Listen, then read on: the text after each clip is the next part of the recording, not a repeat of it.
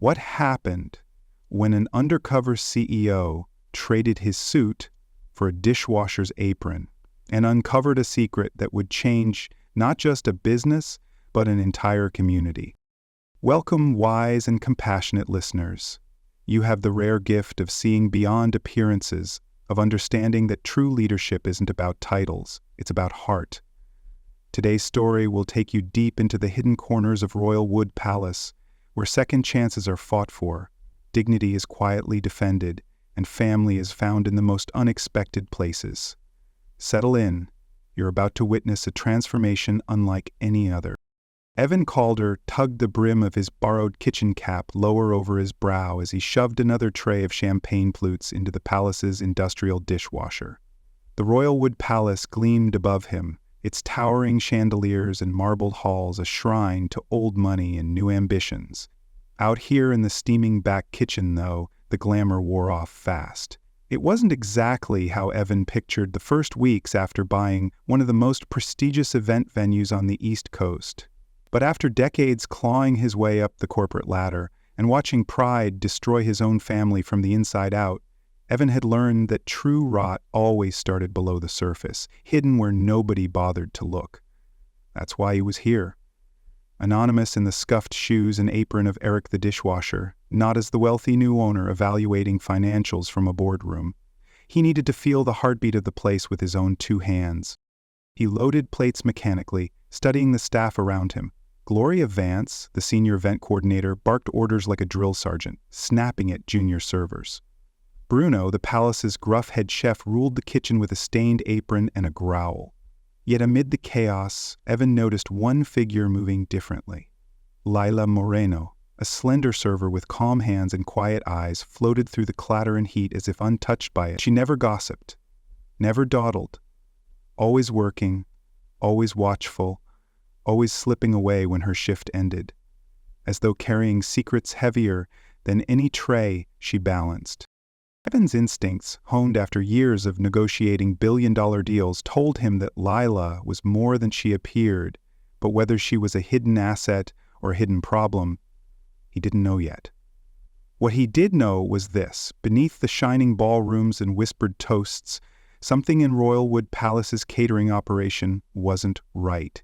Missing tips, staff tensions, and if Evan had learned anything from the ghosts of his past, it was this: when the surface is too polished, the cracks underneath are the ones that can break you. Adjusting the sweat-soaked collar of his borrowed shirt, Evan set his jaw. He hadn't come this far just to be dazzled by chandeliers. He came to see the truth, whatever it might cost. The gala had stretched long into the night, and by the time the final guests drifted from Royal Wood's gleaming halls, the kitchen staff moved like ghosts, exhausted, half awake, and eager to disappear. Evan scrubbed down a steel prep counter, the sting of bleach in his nose, when Bruno clapped him on the shoulder. "You're good, Eric. Go home before you fall over." Evan muttered his thanks and peeled off his apron, heading for the staff lockers tucked away behind the service hallway. The locker room was mostly deserted except for the low hum of fluorescent lights and the creak of old pipes. As Evan reached for his own narrow locker, he noticed one nearby door left slightly ajar. Lila's. He hesitated. It wasn't like her to be careless. She carried herself with a precision that suggested discipline, maybe even fear. Out of habit more than curiosity, Evan reached out to nudge the locker closed. His elbow accidentally knocked a worn duffel bag off the bench below, sending it sprawling onto the cracked linoleum floor. As he bent to retrieve it, the zipper snagged open, and what tumbled out froze him in place. Bundles of cash, thick, tight, held with rubber bands, spilled from the bag's mouth. Not singles, not fives, but crisp hundreds. Evan's heart hammered. He hastily glanced toward the door. No one. Forcing himself to breathe, he crouched down and gingerly poked the bag wider. It wasn't just one or two bundles, it was stacks. Thousands, maybe tens of thousands of dollars packed haphazardly inside. A sick feeling crawled up his spine. Was this what he thought it was? Some kind of skimming operation? High-profile weddings at the palace meant cash tips from guests with more money than sense. Had Lila been pocketing those tips under the table? His mind raced. the memory of whispered staff complaints flashing through his mind, missing gratuities, shrinking bar tabs, quiet accusations nobody dared say out loud. Quickly, Evan zipped the bag shut and placed it carefully back where he found it, as if touching it too long might make him complicit. He turned away, pulse pounding, his thoughts a tangle of suspicion and something darker. Betrayal. Was it possible he had been wrong about her, that the graceful, reserved woman he had begun to quietly admire was hiding something rotten after all? As Evan left the locker room, his gaze fell on the towering portraits lining the service hallway. Faded paintings of Royal Wood's founders, stoic and judging. He squared his shoulders. Tomorrow, he decided, he would find out exactly what Lila Moreno was hiding, and how deep the cracks at Royal Wood Palace truly ran. By the next evening, the air in Royal Wood's kitchen buzzed with a current Evan hadn't felt before. Suspicion. It wasn't just the usual postament grumbling about sore feet and rude guests. This was sharper, heavier. Whispers flickered between the banquet servers like wildfire, always dropping to a hush when Lila walked by. Evan kept his head down, playing his role, but his ears were wide open. "You notice how light the tip jars had been lately?" muttered Jenna, a junior server, as she stacked trays by the sink. "Ever since Lila started working the gala circuit more." Another added, letting the insinuation hang. Gloria Vance, ever the queen bee of kitchen gossip, fanned the flames with practiced ease. "Hard to miss when some people's pockets are jingling louder than others," she said. Loud enough for half the back room to hear. She leaned against the dry storage rack, smirking knowingly at anyone who made eye contact. "Not saying it's her," Gloria added, faux innocent. "But money doesn't just disappear." Evan caught the way several younger workers nodded along, craving an explanation for their frustrations. Lila's calm, reserved demeanor, once a source of quiet respect, was now being twisted into proof of guilt. Evan himself wasn't immune. The image of that duffel bag haunted him. Every time Lila ducked outside to take a call or slipped out the back after her shift, Evan's gut twisted tighter. He started noticing patterns he hadn't seen before, the way she kept her phone close, the way she never lingered for after-work drinks, how she always seemed to have somewhere urgent to be. Once, near midnight, he glimpsed her outside under the rose trellis exchanging a small package with a hooded man, the same gaunt figure he'd noticed before in the shadows by the garden's edge. He wanted to believe there was an innocent explanation, wanted to believe the quiet dignity he admired in Layla was real, but the staff's distrust was growing louder, more hostile, and Evan knew from experience that rumors, once rooted, could destroy someone's livelihood faster than any truth could catch up. Gloria's whispers were seeds, and the fertile soil of resentment was eager to make them grow. If he waited too long, the story would be written for him. If he acted too fast, he risked betraying the very thing he was trying to protect. One way or another, Evan realized grimly, the time for silent watching was coming to an end. The confrontation wasn't planned. It exploded out of Evan like a dam finally cracking under pressure. The gala had ended hours ago, the palace's halls emptied of their glittering guests. But Evan lingered near the staff entrance, waiting. He spotted Lila slipping through the service corridor, her canvas duffel slung over her shoulder, head bowed against the night air. Without thinking, he stepped into her path. "Lila!" he called. Sharper than intended, she startled, clutching the strap of her bag tighter. "Eric, what are you still doing here?" Her voice was cautious, but calm, the same as always. But Evan was beyond caution now. "I saw it," he said, stepping closer, his voice low and urgent. "The cash, the meetings, the missing tips. You think nobody notices?" Lila stiffened, color draining from her face. For a moment, she didn't say a word, and that silence, that refusal to immediately deny, only fed the worst suspicions swirling in Evan's mind. If you're running some kind of side hustle here, skimming from events, you're putting everyone at risk. "I need to know the truth," he pressed, harsher than he meant to. Lila's mouth opened, then closed. Her hands trembled slightly where they clutched the bag. She looked around the empty loading dock as if weighing her options, calculating whether to run, to fight, or to trust.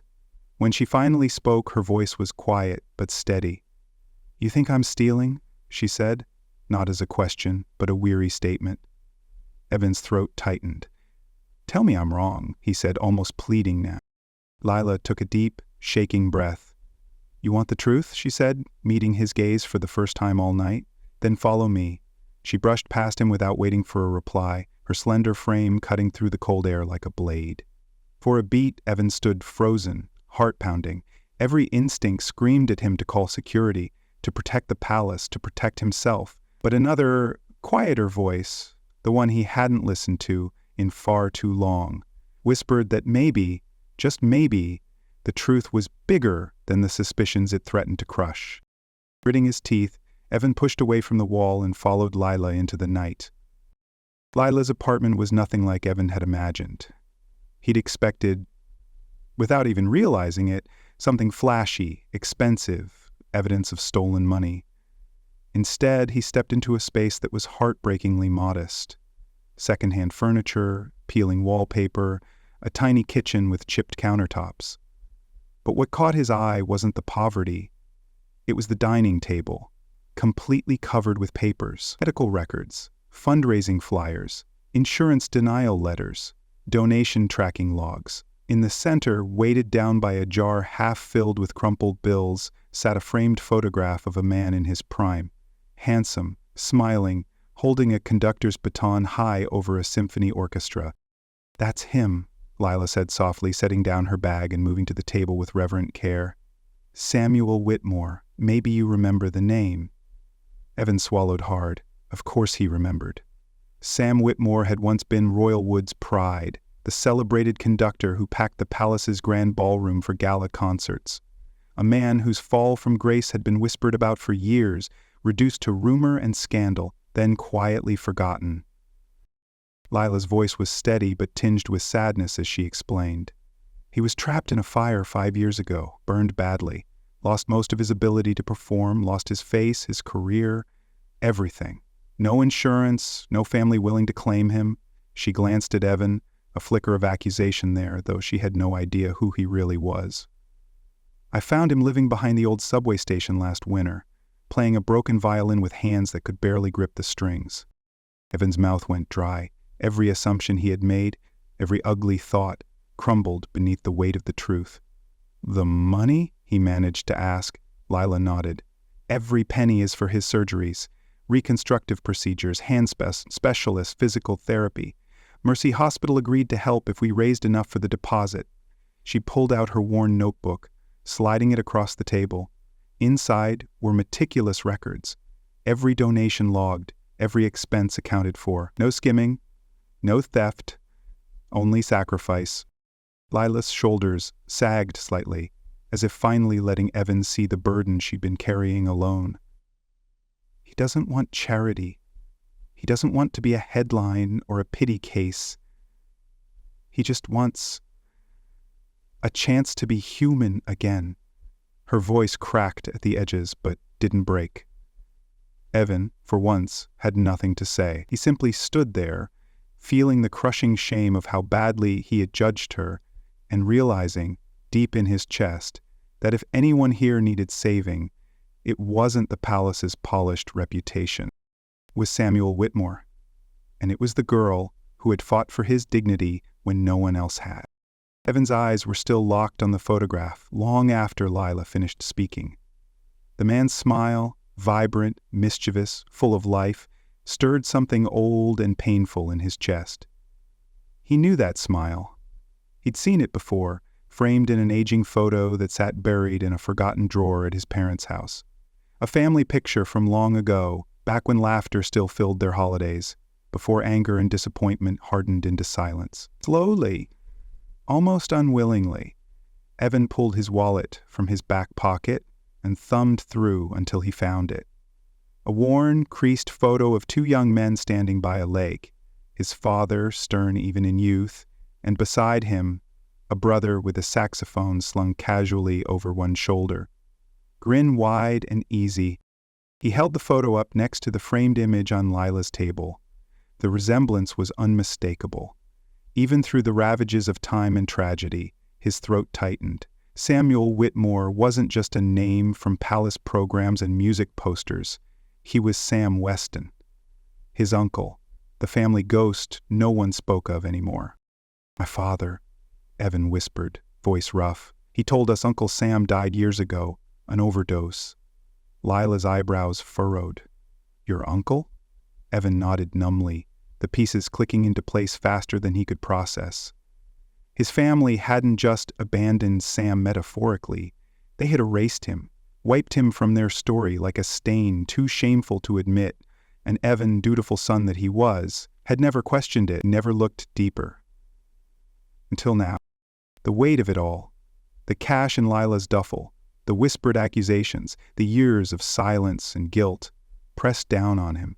A man who had once conducted symphonies for thousands was now sleeping in shelters, faceless, nameless, surviving on the kindness of a stranger, and that stranger, not blood nor obligation, but pure-hearted choice, had done what his own family never had, fought for him.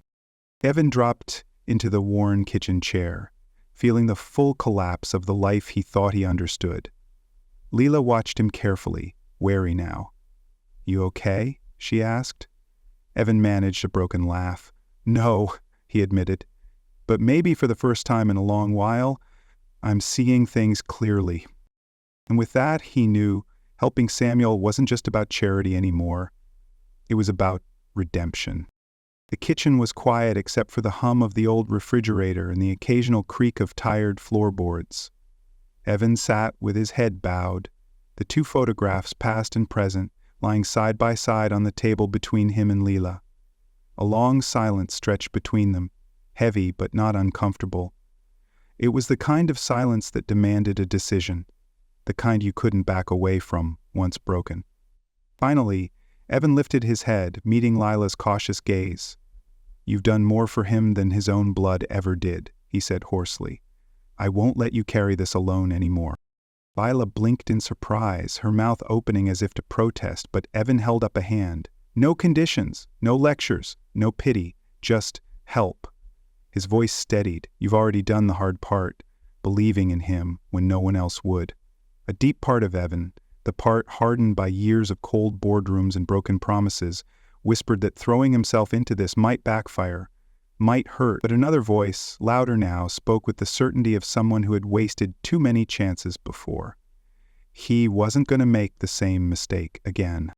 Lila sat back slowly, studying him. Trust wasn't something she gave easily, Evan could see that now, and why would she? She had fought this battle in the dark, surrounded by whispers and side-eyes, while everyone else chose the easier story to believe. But finally, after a long moment, she gave a single, sharp nod. An agreement. A beginning. They spent the next few hours hunched over her donation logs, hospital letters, and fundraising plans. Evan scribbled notes furiously, his mind spinning not with suspicion now, but with strategies, legal ways to fast-track Samuel's surgeries, ideas for matching donations without drawing unwanted attention, even quiet networking with some of Royalwood's wealthy patrons who might support a cause if approached discreetly. He wouldn't reveal who he really was, not yet. It wasn't about claiming credit or cleaning his conscience in public. This had to be about Samuel's dignity first, about giving him a real chance to heal without reopening old wounds before he was strong enough to face them. As Evan tucked the worn photographs back into his wallet, he made a silent vow, one that felt older and heavier than anything he had promised in boardrooms or contracts. This time he would choose compassion over pride, and he would not fail him. Not again. The staff gathered in Royalwood Palace side dining hall earlier than usual, murmuring with sleepy confusion. It wasn't common to be called in for an early morning meeting, and certainly not by a dishwasher. Evan, now dressed sharply in a button-down shirt that fit him like armor, stood at the head of the room. His heart pounded, but his hands stayed steady. He scanned the faces before him, some curious, some suspicious, a few, like Gloria Vance, barely disguising their contempt. Lila lingered near the back wall, her arms crossed tightly, prepared for the worst. "Good morning," Evan began, his voice firm but calm. "Some of you know me as Eric. That's not my real name." The room stirred. Gloria's lips thinned into a hard line. Evan continued, My name is Evan Calder. I'm the new owner of Royalwood Palace and its catering operation. Gasps rippled through the room. One of the younger servers actually dropped a tray of napkins in shock. For the past month, I've worked alongside you, not to spy, but to understand what makes this place strong and what needs to change. His eyes lingered meaningfully on Gloria, whose face flushed pink. I've learned a lot. Some of it good, some not so good. He let the silence stretch a heartbeat longer before delivering the next blow.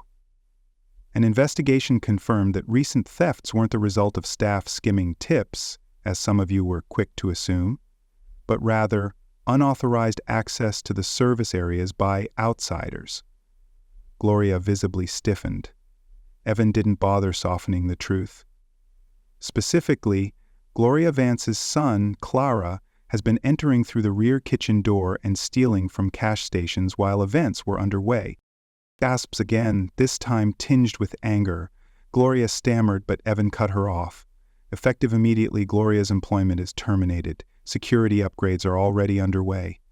He turned, seeking Lila in the crowd. She stood frozen, a mixture of confusion and disbelief on her face.